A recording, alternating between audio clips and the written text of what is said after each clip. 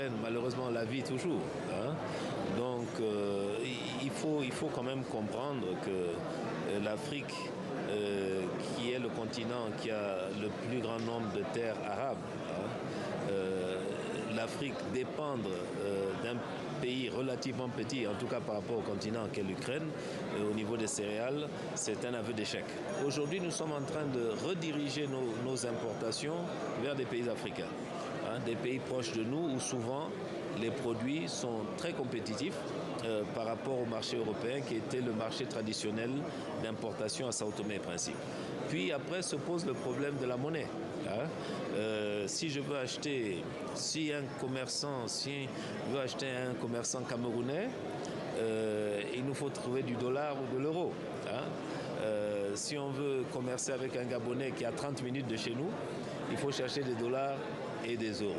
Donc à nous de faire les efforts qu'il faut, à nous Africains, pour dépasser ce genre de contraintes. Alors il y a une semaine, nous avons appris la signature d'un accord militaire entre Sao Tomé et Principe et la Russie.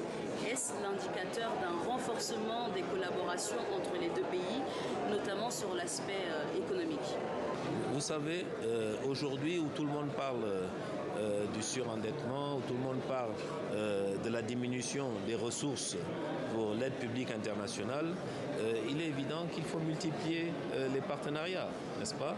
Donc, multiplier les partenariats, nous avons signé un accord de coopération dans le domaine militaire, mais je dirais point final, ça ne veut pas dire que nous prenons parti dans la guerre en Ukraine. D'ailleurs, nous avons condamné la Russie pour l'invasion de l'Ukraine. Nous ne pouvons pas vraiment accepter que la voie armée soit une voie de résolution de conflit. Bon, par contre, la Russie ne sait pas seulement cela.